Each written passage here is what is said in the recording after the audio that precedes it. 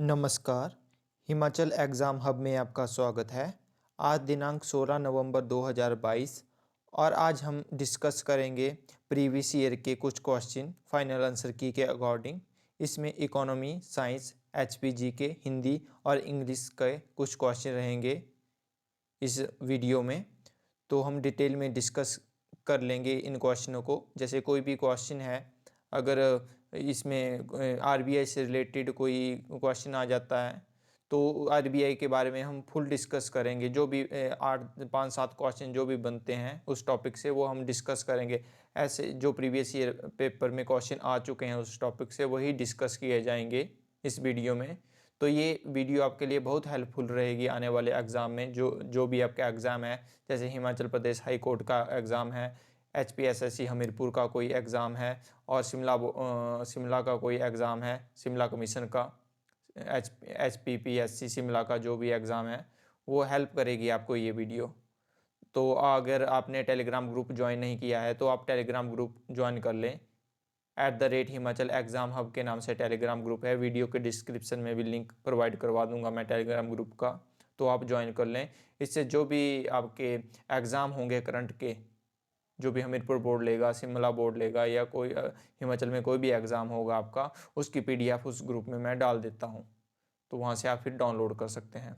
तो ये डिस्कस करते हैं ज़्यादा टाइम ना लेते हुए हिमाचल आपकी इकोनॉमी के कुछ क्वेश्चन। शुरू में इकोनॉमी का क्वेश्चन है। तो question number 144, the planning commission of India was constituted in which year. Bharat के योजना आयोग की स्थापना किस वर्ष में हुई? तो योजना आयोग की जो स्थापना हुई है ये हुई है 1950 में। सी इसका सही आंसर है। और अब हम डिस्कस करते हैं क्वेश्चन जो प्रीवियस ईयर पेपर में पूछे जा चुके हैं योजना आयोग से रिलेटेड।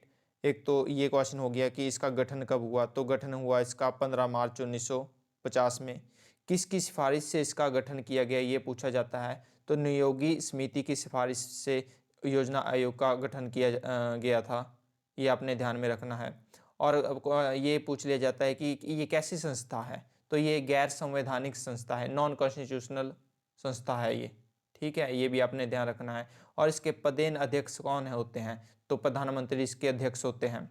और ये पूछ लिया जाता है कि जब आपके योजना आयोग के प्रथम अध्यक्ष कौन रहे हैं, उनका क्या नाम है?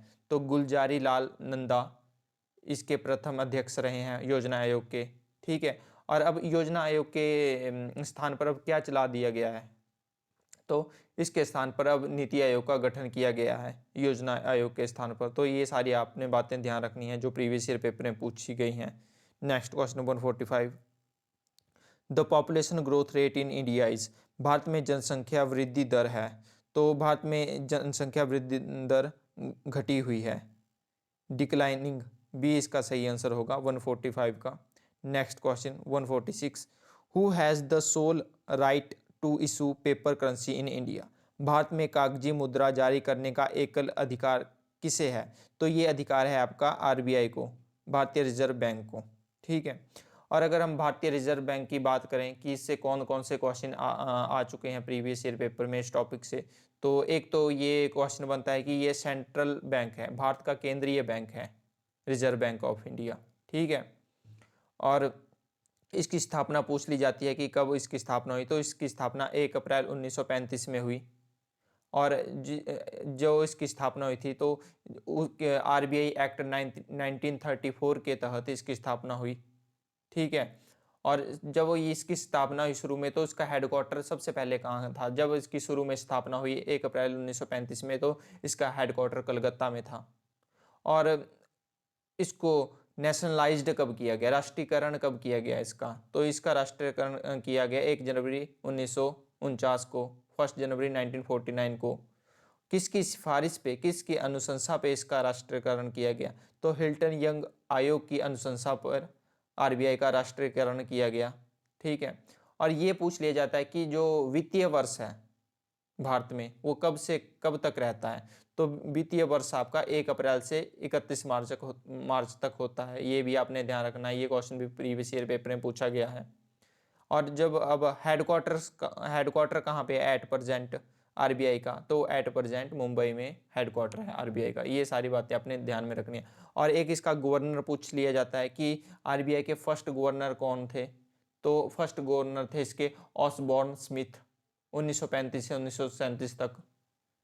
ठीक है। और इंडिपेंडेंट आरबीआई गवर्नर स्वतंत्रता के बाद कौन रहे हैं फर्स्ट, तो सीडी देशमुख फर्स्ट गवर्नर रहे हैं स्वतंत्रता के बाद भारत के आरबीआई के। तो ये सारी बातें अपने ध्यान में रखनी है। अगर इनमें से हम बात करें फाइनेंस कमीशन की, ये भी इंपॉर्टेंट टॉपिक बनता है। तो जैसे हम फाइनेंस कमीशन की बात करते हैं कि कौन से आर्टिकल में आता है, आर्टिकल 280 में आता है। और जो इसमें फाइनेंस कमीशन है इसमें कितने अध्यक्ष होते हैं और कितने सदस्य होते हैं, तो उसमें एक अध्यक्ष तथा 4 सदस्य होते हैं, ये भी आपने ध्यान रखना है। और ये जो किसके द्वारा इनकी नियुक्ति की जाती है सदस्यों और अध्यक्ष की, तो राष्ट्रपति जी के द्वारा नियुक्ति की जाती है। और फाइनेंस कमीशन की नियुक्ति 5 वर्षों के लिए की जाती है। ठीक है। और इनकी पुनः नियुक्ति भी हो सकती है, ये भी आपने ध्यान रखना है। और फर्स्ट जो आपका वित्त आयोग के फर्स्ट अध्यक्ष कौन थे, तो केसी नियोगी फर्स्ट अध्यक्ष थे। तो आजकल कौन सा वित्त आयोग चला हुआ है, आजकल चला हुआ 15वां वित्त आयोग, और इसके अध्यक्ष हैं आपके एनके सिंह। ये सारी बातें आपने ध्यान रखनी है, सारी इंपॉर्टेंट बातें बताई जो प्रीवियस ईयर पेपर में क्वेश्चन पूछ लिए गए हैं, ये सारे मैंने बता दिए आपको इकट्ठे ही। नेक्स्ट क्वेश्चन 147, सीलिंग मुद्रा है, तो सीलिंग मुद्रा है आपकी किसकी, केनिया की मुद्रा है। ए इसका सही आंसर होगा 147 ए का।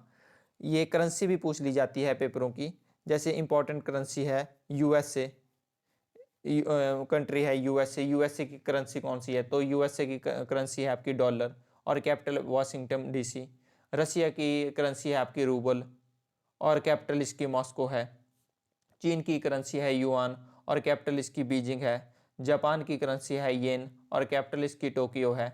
जर्मनी की करेंसी है यूरो और कैपिटल इसकी बर्लिन है। और यूके की करेंसी है पौंड और कैपिटल इसकी लंदन है। तो ये सारी करेंसियाँ पूछ ली जाती हैं, कैपिटल्स पूछ ली जाती हैं, जो बार बार पूछी जाती हैं पेपर में, तो आपने ध्यान रखनी है ये बातें।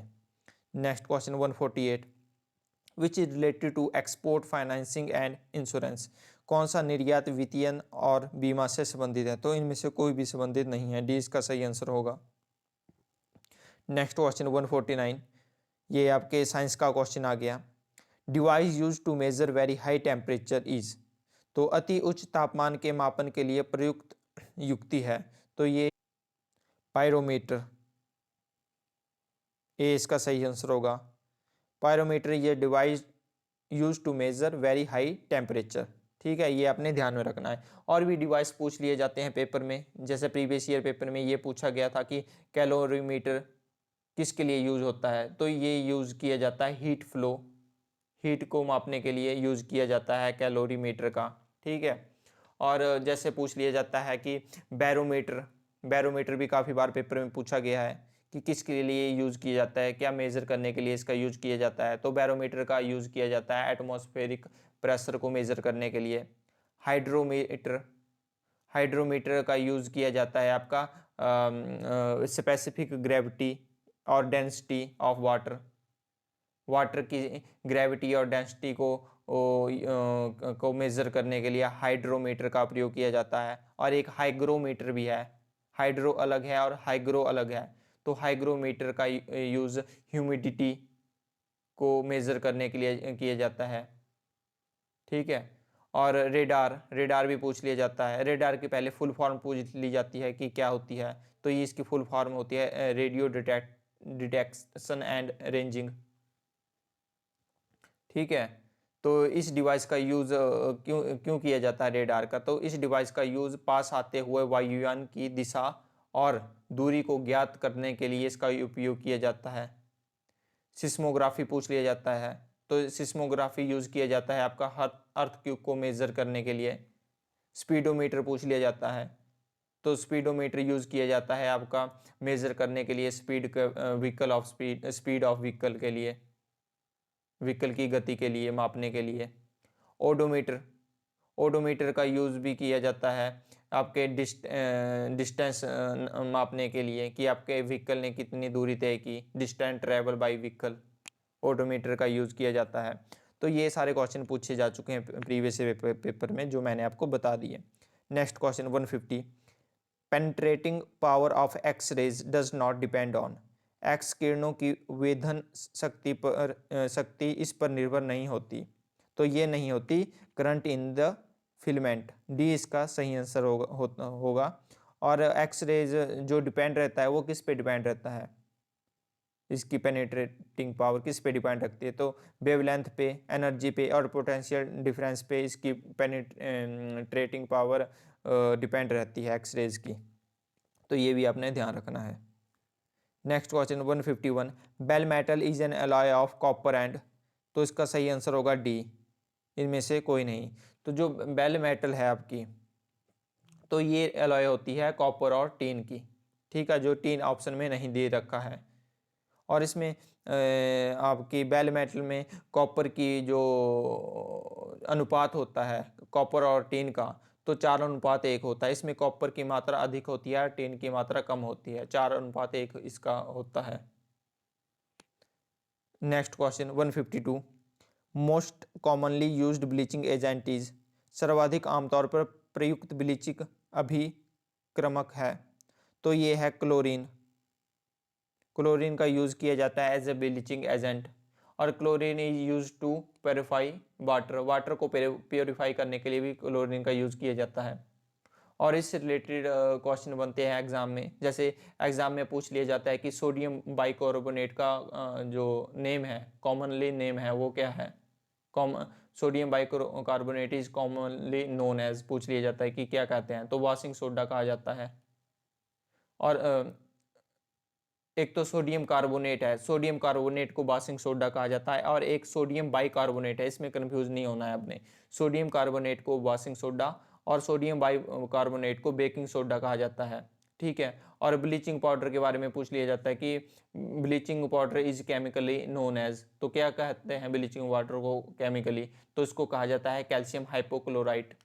तो ये सारे क्वेश्चन पेपर में आ चुके हैं जो मैंने बता दिए आपको। Question number 153, which micro organism causes hepatitis B, तो हेपेटाइटिस बी आपका होता है वायरस से, ए इसका सही आंसर होगा 153 का ए, ठीक है। और अपने और भी डिजीज़ हैं, जैसे टाइफाइड पूछ लिया जाता है कि किसके कारण होता है, तो टाइफाइड होता है आपका, टाइफाइड भी आपका वायरस के कारण होता है। और जो टाइफाइड जो डिटेक्ट किया जाता है उसको डिटेक्ट करने वाले टेस्ट का क्या नाम है, ये पेपर में पूछ लिया जाता है। तो इसको डिटेक्ट करने वाले टेस्ट का नाम है Widal test, WIDAL, Widal test. और मलेरिया, मलेरिया किससे होता है, तो मलेरिया होता है आपका प्रोटोजोआ से, ठीक है। और मलेरिया होता है आपका फीमेल एक मच्छर काटता है जिसका नाम है एनोफोल्स, ANOPHELES, तो इसके काटने से मलेरिया होता है, ठीक है। और एक पूछ लिया जाता है कि HIV कैसे होता है, तो HIV क्या है, किसके कारण होता है, तो HIV एक वायरस है, ये भी आपने ध्यान रखना है। और आपकी फुल फॉर्म है HIV की ह्यूमन इम्यूनो डेफिशिएंसी वायरस।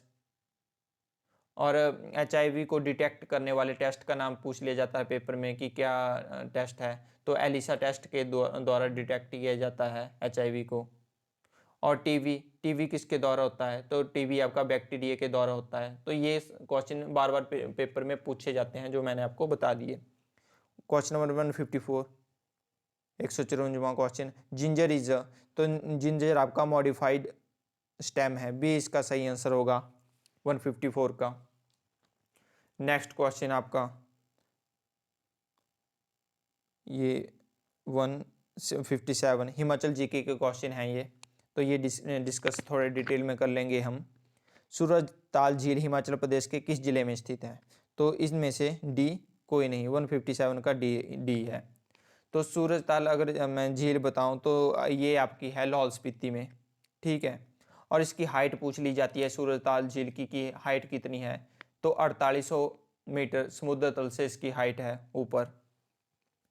और यह झील भागा नदी का उद्गम स्थान है, ये भी पूछ लिया जाता है कि सूरज ताल झील किस नदी का उद्गम स्थान है, तो ये भागा नदी का उद्गम स्थान है। आगे लाहौल स्पीति में और भी झीलें हैं, जैसे चंद्रताल झील हो गई, तो इसकी भी आपकी हाइट पूछ ली जाती है, तो 4270 मीटर इसकी हाइट है समुद्र तल से। और ये चंद्रताल झील को चीनी यात्री हिंसवांग ने लोहित्य सरोवर का नाम दिया। ठीक है, ये पूछ लिया जाता है पेपर में कि लोहित्य सरोवर किस झील को कहा जाता है हिमाचल प्रदेश में। तो चंद्रताल झील को लोहित्य सरोवर कहा जाता है और यह नाम चीनी यात्री हेवांग तसांग ने दिया। हेवांग तसांग ने दिया ये नाम, ये आपने ध्यान रखना है। और ये झील चंद्रा नदी का उद्गम स्थान है। ठीक है, ये सारी बातें आपने ध्यान में रखनी है।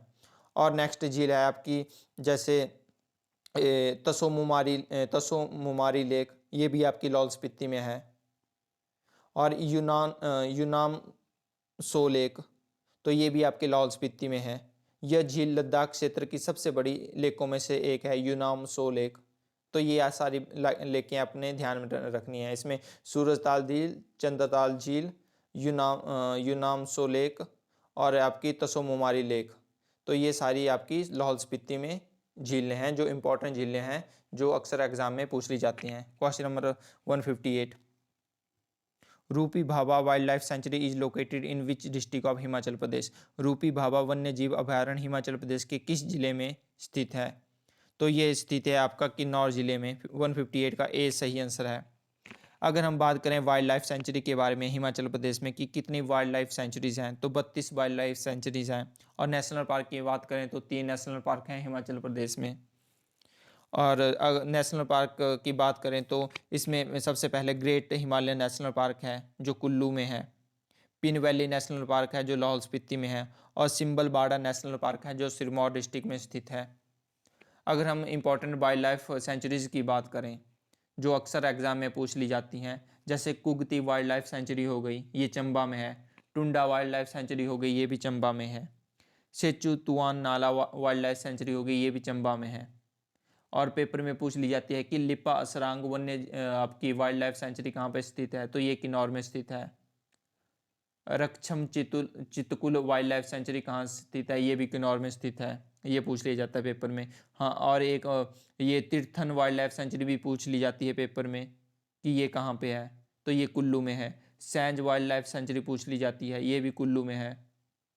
काइस वाइल्ड लाइफ सेंचुरी पूछ ली जाती है, तो ये भी कुल्लू में है। कंवर वाइल्ड लाइफ सेंचुरी भी कुल्लू में है। और किब्बर वाइल्ड लाइफ सेंचुरी भी अक्सर एग्जाम में पूछ ली जाती है, तो ये लाहौल स्पीति में है। और जो किब्बर वाइल्ड लाइफ सेंचुरी है सबसे बड़ी वाइल्ड लाइफ सेंचुरी है हिमाचल प्रदेश की, जिसका क्षेत्रफल है आपका 2220 वर्ग kilometre.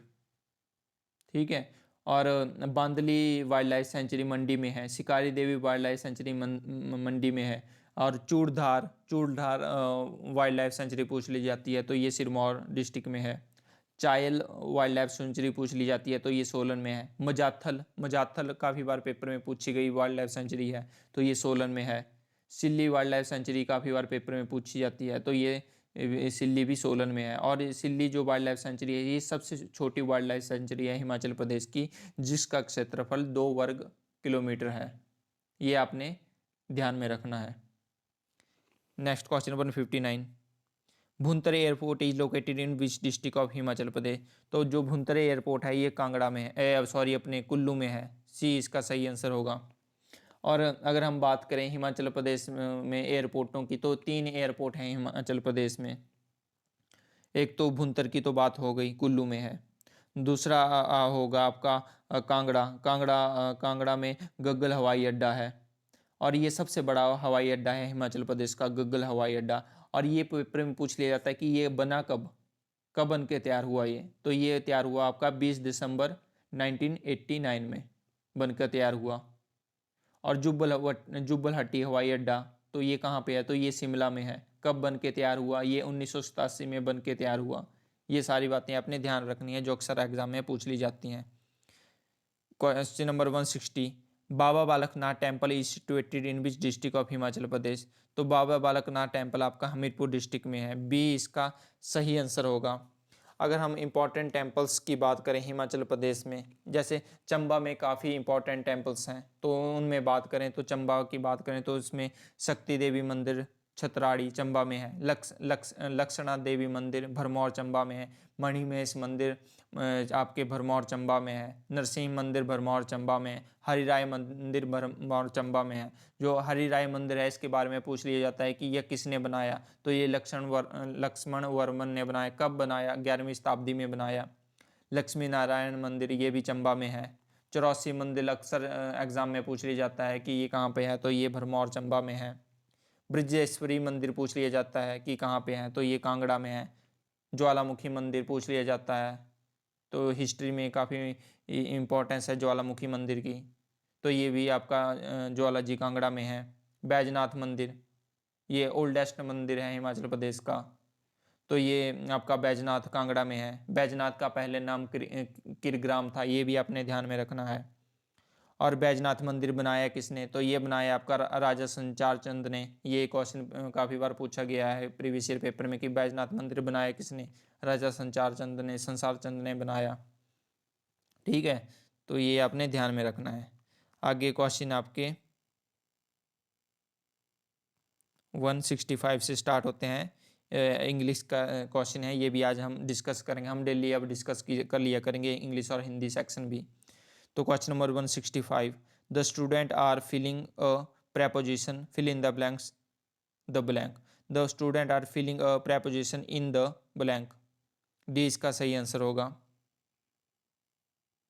Next question, meaning of the idiom to have a dig at is, तो ये होता है टू क्रिटिसाइज समवन, ए इसका सही आंसर होगा 166 का।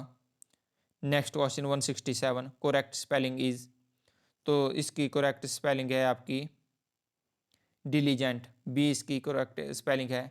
तो डिलीजेंट का मीनिंग ये होता है कि परिश्रमी, मेहनती, किसी कोई परिश्रमी व्यक्ति है, मेहनती व्यक्ति है, तो उसको डिलीजेंट कहा जाता है।